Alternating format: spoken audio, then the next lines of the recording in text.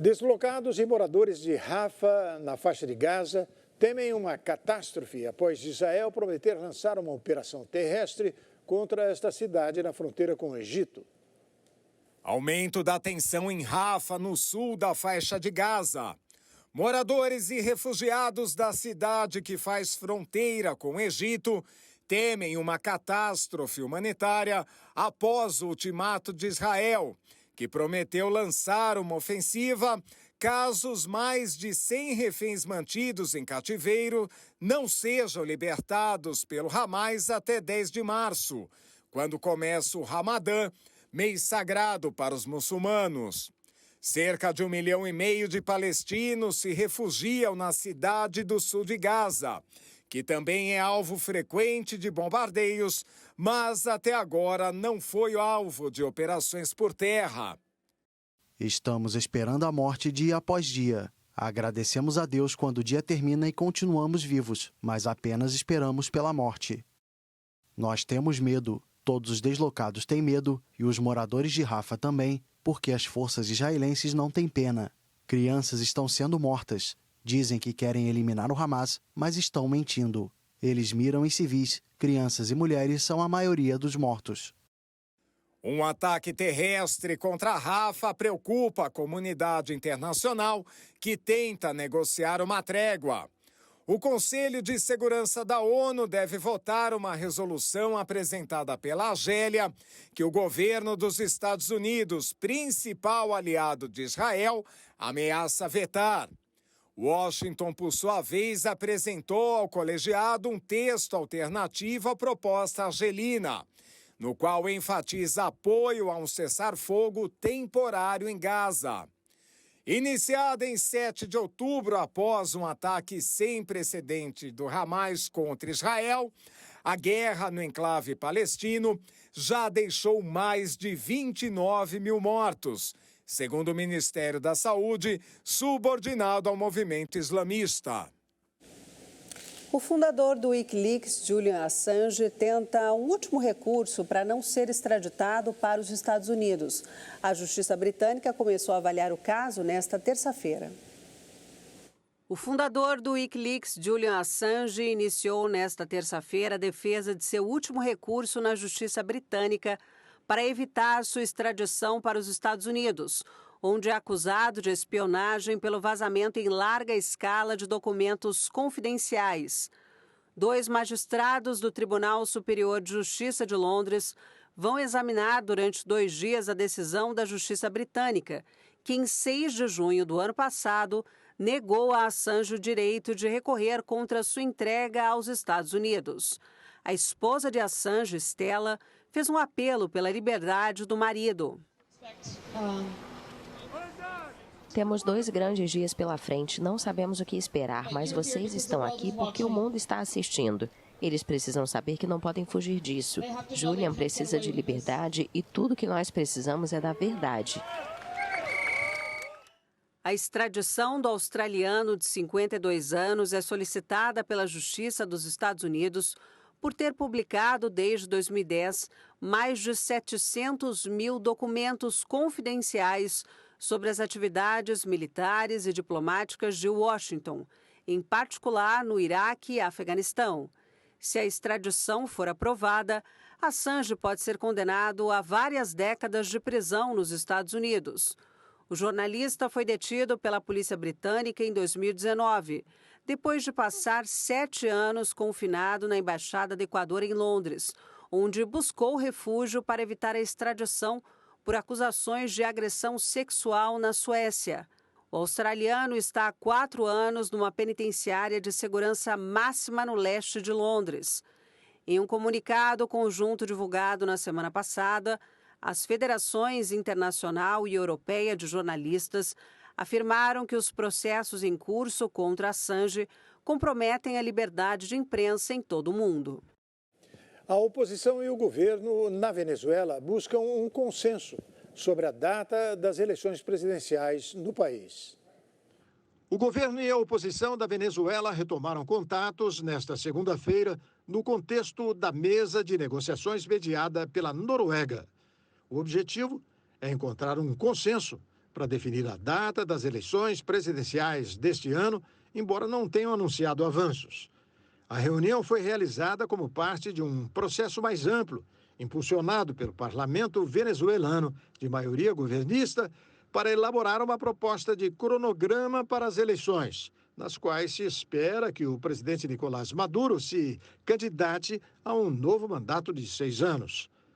O processo de consultas, iniciado pelo parlamento, ocorre em paralelo ao de diálogo e inclui a participação de atores políticos afastados da oposição tradicional, além de setores acadêmicos, empresariais e sindicais. A proposta de cronograma será entregue ao Conselho Nacional Eleitoral, acusado pela oposição de servir ao chavismo e encarregado de convocar as eleições. Previstas para este ano, as eleições presidenciais ainda não têm data, embora um acordo assinado em outubro passado, em Barbados, previsse a realização do pleito no segundo semestre, com observação da União Europeia.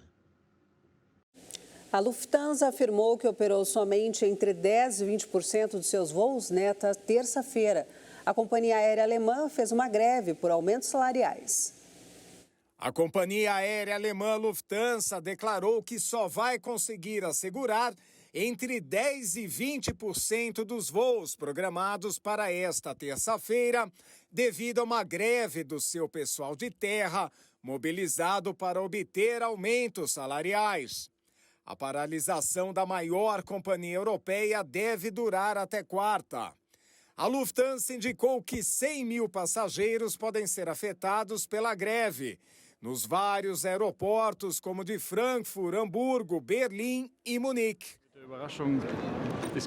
Chegamos aqui e ficamos surpresos ao saber que não há voo para nós indo para Hamburgo e que o voo para Billund também foi cancelado, não está no painel. Está um pouco perdido, não há nada que se preocupar. É o que é, mas está uma bagunça. O sindicato alegou que não houve avanços nas negociações sobre as condições de trabalho, com as quais defendeu a greve de 25 mil funcionários, incluindo trabalhadores da manutenção e do atendimento ao cliente. O sindicato disse ainda esperar uma forte participação na greve e garantiu que pretende aumentos salariais de 12,5% e um mínimo de 500 euros adicionais por mês, assim como um bônus de 3 mil euros para compensar a inflação. A Lufthansa ofereceu um aumento salarial de 4% em dezembro e um aumento adicional de 5,5% até fevereiro de 2025. E aceitou o bônus inflacionário exigido pelo sindicato. A inflação na Alemanha atingiu 5,9% em 2023 e 6,9% no ano anterior. A próxima rodada de negociações acontece nesta quarta-feira. Autoridades de vários países anunciaram nesta terça-feira o desmantelamento do grupo hacker, considerado pelos Estados Unidos o mais prejudicial do mundo. Autoridades de vários países anunciaram nesta terça-feira o desmantelamento do grupo cibercriminoso Lockbit, apontado como o mais prejudicial do mundo, após uma operação policial internacional.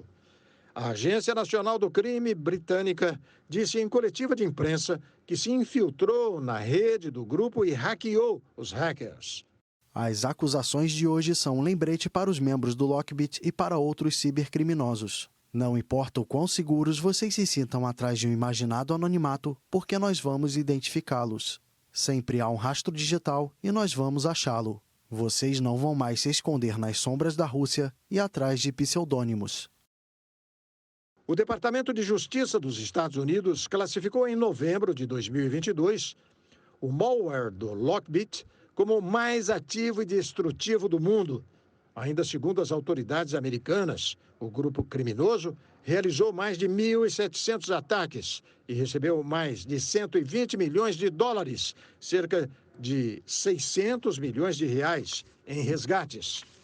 O Lockbit focou em infraestrutura críticas e grandes grupos industriais. com demandas que poderiam superar 75 bilhões de dólares. O grupo criminoso atacou em 2023 o Serviço Postal Britânico e um hospital infantil no Canadá. Enquanto nós aqui sofremos no Brasil com a dengue, a Organização Mundial de Saúde alertou nesta terça-feira sobre a rápida propagação do sarampo no mundo. O número de casos registrados saltou quase 80% no ano passado. A Organização Mundial da Saúde alertou nesta terça-feira sobre a rápida propagação do sarampo no mundo, doença que registrou um aumento de 79% em um ano, e pediu uma intensificação da vacinação. Os últimos dados mundiais divulgados neste mês indicaram 306 mil casos notificados em 2023, frente a cerca de 171 mil casos em 2022. Mas a OMS alerta que os números reais são muito mais elevados. A agência também informou que houve um aumento constante das infecções por sarampo em todas as regiões, exceto nas Américas. O recrudescimento dessa doença viral altamente contagiosa, que pode provocar complicações mortais e se propaga por via aérea, é atribuída a uma diminuição da cobertura vacinal durante os anos de Covid. A prevenção do sarampo requer que 95% das crianças recebam 2 doses da vacina, mas a cobertura vacinal cresceu apenas 83% a nível mundial e não recuperou o nível de 86% registrado em 2019.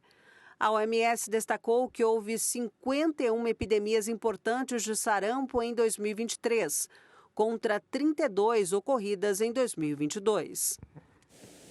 Depois do intervalo, a boa notícia vem do campo. Cresce no Brasil o uso de biopesticidas no lugar de agrotóxicos convencionais. E na Itália, a escultura mais famosa de Michelangelo recebe tratamento de beleza completo a cada 2 meses. Nós vamos para o intervalo rapidinho, fique com a gente.